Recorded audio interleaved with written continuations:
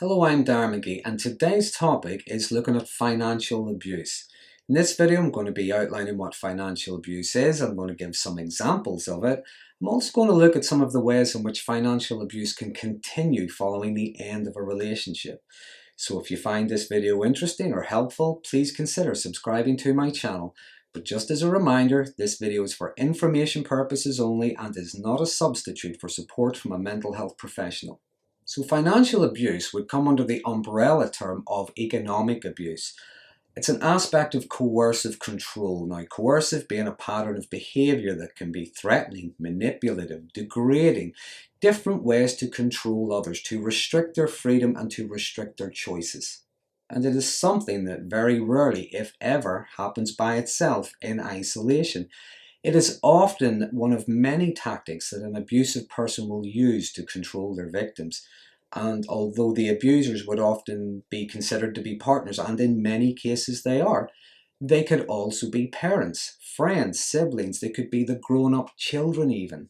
But the abuse generally involves the perpetrator keeping control over money, the victim's money, using or misusing money, sabotaging or preventing the victim from being able to earn money, many different ways to restrict, limit and control the victim. So some of the signs of financial abuse, in no particular order, would first of all be coerced debt. Now this would refer to non-consensual credit-related transactions. Coerced debt can be a way of ruining the victim's credit rating. It could be a way of making it very difficult for them to leave. For example, they might not be able to change car, get a better car. They might not be able to rent an apartment or to take out a loan. Examples of coerced debt could be the perpetrator maybe racking up credit card bills. It could be constantly buying things online from the victim's account. There could be making the victim sign as guarantor for perhaps a loan or a tenancy agreement, but then either not paying or threatening not to pay unless the victim complies. In some serious cases, there could be the use of or the threat of the use of physical force to make the victim sign out for things like loans, credit cards, any kind of financial transaction. Then there's what could be referred to as employment-related abuse. Now, this would refer to the control and restriction of the victim's ability to earn money. The intent behind this often being to make the victim dependent on the abuser financially, to make it very difficult for them to leave. An example of this could be trying to persuade or perhaps demand that the victim quit their job. They could be doing things to sabotage the victim's employment, for example, putting in complaints about them anonymously to the company they work for. They could be hiding car keys, doing things to make them late every day. They could be creating dramas, disasters, making the victim either take time off work or have to leave work early. They could even perhaps make such a nuisance of themselves at the person's employment that the victim ends up just leaving out of embarrassment. It could be preventing the victim from either applying for a job or perhaps attending job interviews. If the victim is maybe studying in a course, trying to find a way to improve their employment prospects, the abuser could be sabotaging this, destroying their coursework, keeping them away from their class, from their studies. Another form of financial abuse could be preventing the victim being able to access their own funds.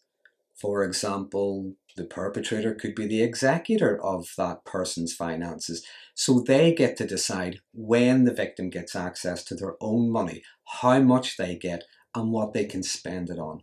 They could even be using the victim's funds. They could be using their ATM cards, credit cards, without the victim's knowledge, and not allowing the victim to have access to their own bank details, so they don't know what's going on. They may demand that any assets or property belonging to the victim is in the abuser's name. Now, even though these things may be owned jointly or perhaps owned solely by the victim, demanding that things go into their name, they are the owner. Another form of this kind of abuse could be when you have an abusive person who maybe acts in what seems like a very generous, altruistic manner. Maybe they pay off a debt, maybe they loan food, provide goods, resources, they may even make a donation of some kind. But the intent with the abusive person is to make the victim indebted to them somehow. You now owe me. Treating the victim as if they are forever indebted to them. Treating the victim as if they are forever beholden to them, constantly reminding them of that.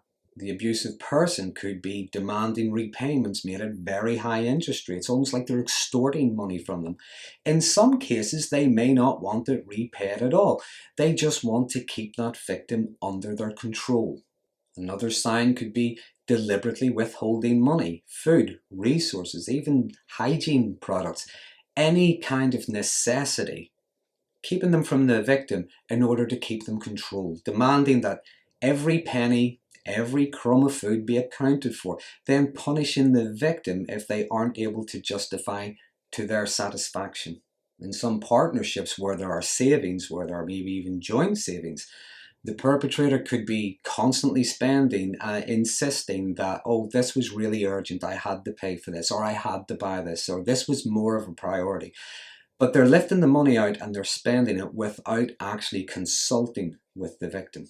Now, sadly, as often is the case, even when a relationship ends, the abuse very rarely ends. What sometimes happens is it either ramps up a gear or the abuser just changes tactic. But financial abuse is no different. In some cases, you may have someone either refusing to pay child maintenance, financial support, or if it's perhaps the other way around, the maintenance is being paid, but the perpetrator is claiming that it isn't, either that or it's not enough. They could be repeatedly filing very expensive lawsuits, resisting any kind of financial settlement, fighting every court order, and these are often tactics to deliberately rack up the victim's legal bills. In some cases, there can even be theft, destruction, or sale of the victim's personal property. But financial abuse can often leave victims without money for even basic essentials, leave them without access to their own money or the means to earn money. Quite often the abuser is trying to make the victim financially dependent on them. And this form of abuse is often the reason why so many victims feel trapped, why so many stay in those unhealthy, abusive relationships. Many victims find themselves with this awful choice of either staying in the abusive relationship or becoming financially ruined, perhaps even homeless. In cases where there has been coerced debt, many victims fear that if they were to leave, the abuser is never going to repay a penny. They're never going to honour that debt, and it's going to leave them in a state of financial ruin. If you're in a relationship where this kind of thing is happening, there is help available. I would encourage you to think about reaching out. And I'm going to put the links to some organisations that might help you in the description of this video. But if you find this video useful or interesting, please consider subscribing to my channel for future updates on mental health related topics. And until next time, thanks for watching.